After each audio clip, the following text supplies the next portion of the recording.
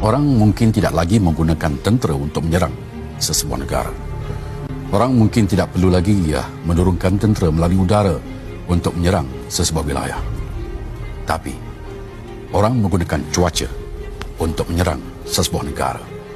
Meranapkan segala fasiliti, meranapkan segala makhluk yang berada di situ, dan yang paling istimewanya, menyerang sesebuah negara menggunakan senjata, dan pasti orang akan mengatakan bahawa ia adalah kerana sifat semula jadi alam.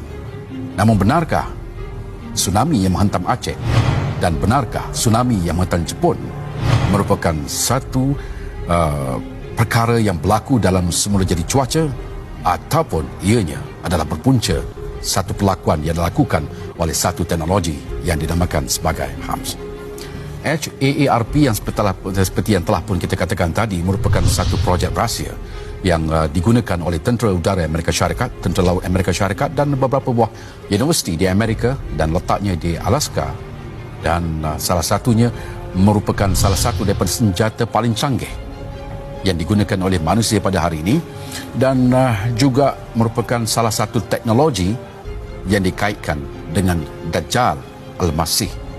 Dajjal yang sebenar belum keluar, tapi kejahatan yang berlaku pada hari ini adalah petunjuk ajaran yang dilakukan oleh Dajjal dengan kelompok pemuja Dajjal. HAARP bermaksud High Frequency Active Auroral Research Program.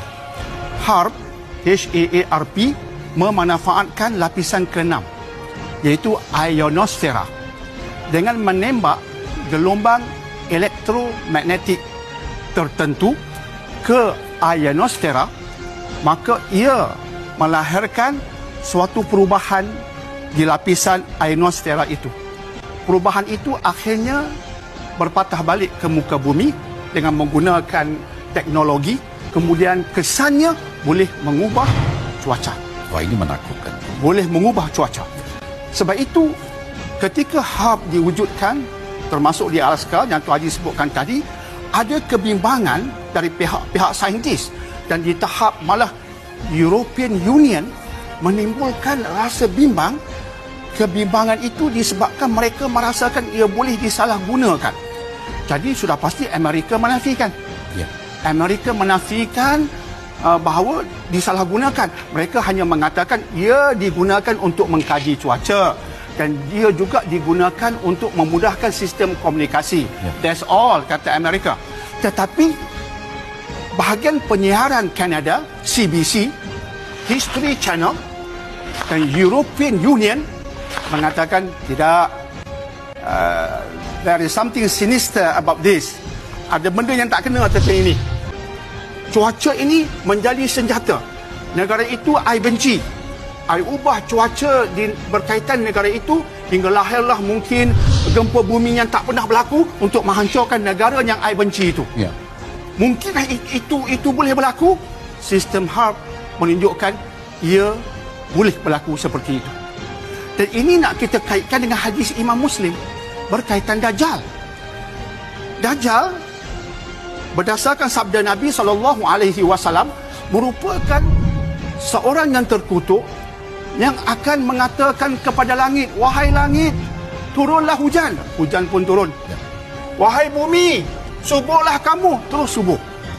Sehingga ada ulama mengatakan, buat kerja seperti kerja Tuhan. Buat kerja seperti kerja Tuhan.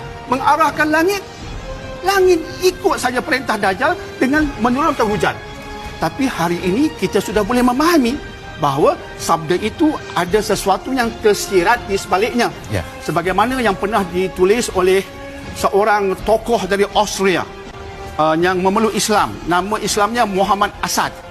Muhammad Asad ini pernah bertemu ulama, pergi ke Mekah, Saudi Arabia, berbincang dengan ulama, kemudian menghasilkan beberapa buah buku. Salah satu tulisannya bertajuk Road to Mecca.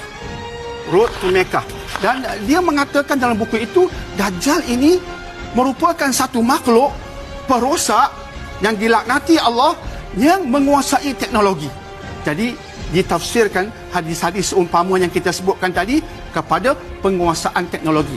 Dan tidak mustahil, saya ulangi, tidak mustahil harb ini digunakan untuk menghancurkan negara-negara yang tidak selari dan sebulu dengan Dajjal, dan sekaligus dengan cara demikian Dajjal menguasai dunia. Dan Dajjal sudah pastinya tidak keseorangan, dia ada jemaahnya. Dan berdasarkan hadis sahih disebutkan antara orang yang akan menyokong antara jemaah Dajjal ialah Yahudi Isfahan. Jangan lupa tuan-tuan dan puan-puan, Nabi SAW mengatakan Dajjal datang dari timur. Dajjal ini datang dari timur. Hadisnya sahih. Dan Yahudi Isfahan juga dari timur. Di samping wanita dan juga anak-anak luar nikah. Ini geng-geng Dajjal. Jadi Dajjal ada tim dia. Dan tidak mustahil harb. Tak mustahil. Harb merupakan antara teknologi yang akan dimanfaatkan oleh Dajjal ataupun yang seumpamanya untuk menghancurkan dan menguasai bumi. Tidak mustahil. Dan cuaca dunia sedang berubah pada waktu ini, berubah dengan kadar yang agak luar biasa. Tempat yang tidak pernah turun salji tapi boleh turun salji, tempat yang tidak dijangka berlakunya tsunami, terjadinya tsunami.